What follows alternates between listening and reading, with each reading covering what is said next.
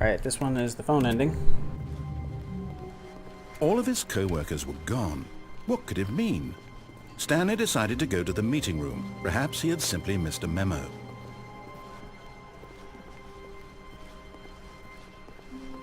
When Stanley came to a set of two open doors, this was not the correct way to the meeting room, and Stanley knew it perfectly well.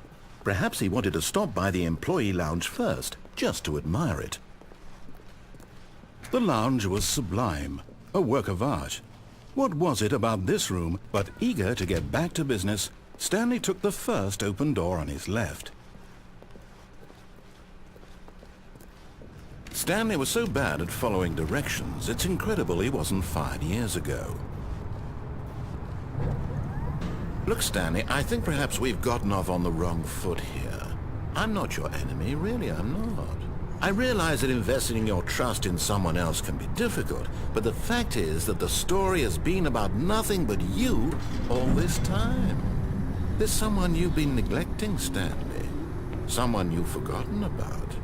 Please, stop trying to make every decision by yourself. Now, I'm not asking for me, I'm asking for her. This is it, Stanley. Your chance to redeem yourself, to put your work aside, to let her back into your life. She's been waiting.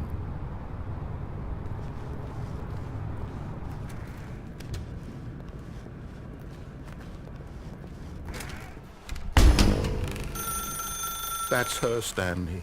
You need to be the one to do this, to reach out to her. If you can truly place your faith in another, then pick up the phone. Pick up the phone or you unplug it. Since this is supposed to be the phone ending, I'll have to pick it up.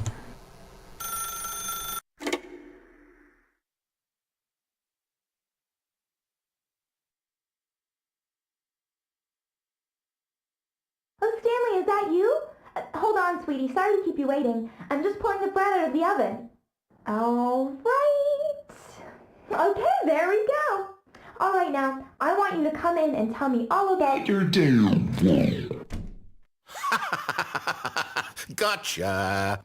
Oh, come on. Did you actually think you had a loving wife who'd want to commit their life to you? I'm trying to make a point here, Stanley. I'm trying to get you to see something. Come inside. Let me show you what's really going on here. This is a very sad story about the death of a man named Stanley.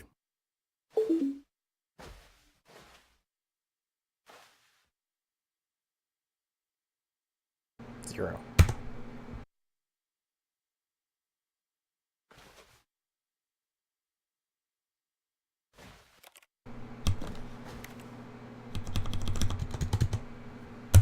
Oh, that's zero. Stanley is quite a boring fellow. He has a job that demands nothing of him. I guess he doesn't like the numlock Every side. button that he pushes is a reminder of the inconsequential nature of his existence. Look at him there, pushing buttons, doing exactly what he's told to do. Now he's pushing a button. Now he's eating lunch. Now he's going home. Now he's coming back to work. One might even feel sorry for him, except that he's chosen this life.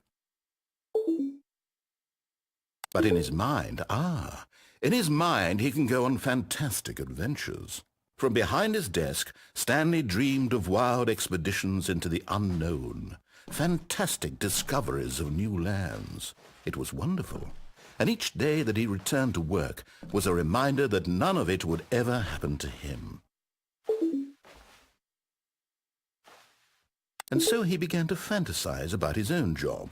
First, he imagined that one day while at work, he stepped up from his desk to realize that all of his co-workers, his boss, everyone in the building had suddenly vanished off the face of the earth. The thought excited him terribly. So he went further.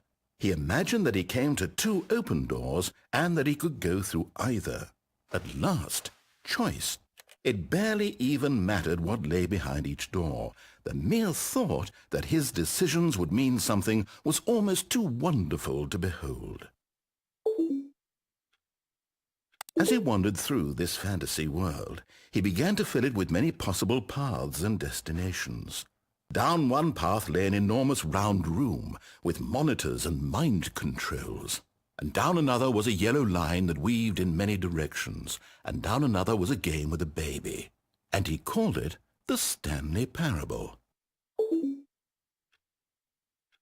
It was such a wonderful fantasy, and so in his head he relived it again, and then again, and again, over and over, wishing beyond hope that it would never end, that he might always feel this free. Surely there's an answer down some new path, mustn't there be? Perhaps if he played just one more time. But there is no answer. How could there possibly be? In reality, all he's doing is pushing the same buttons he always has. Nothing has changed.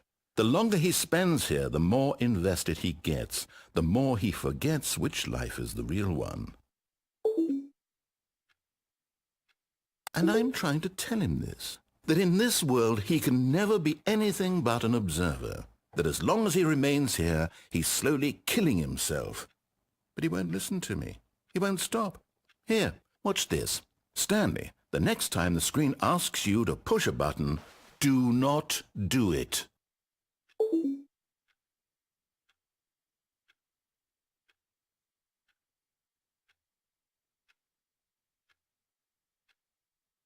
You don't have a choice, because otherwise you will just sit here forever.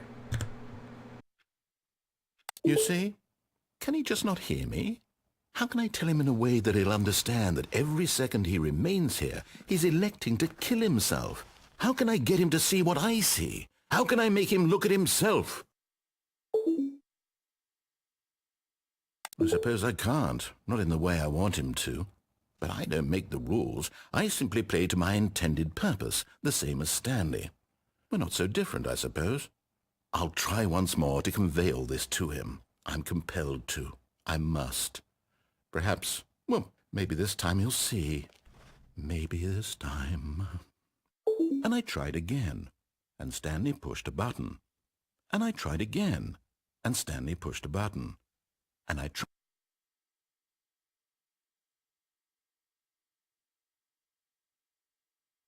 And that is that for the phone ending.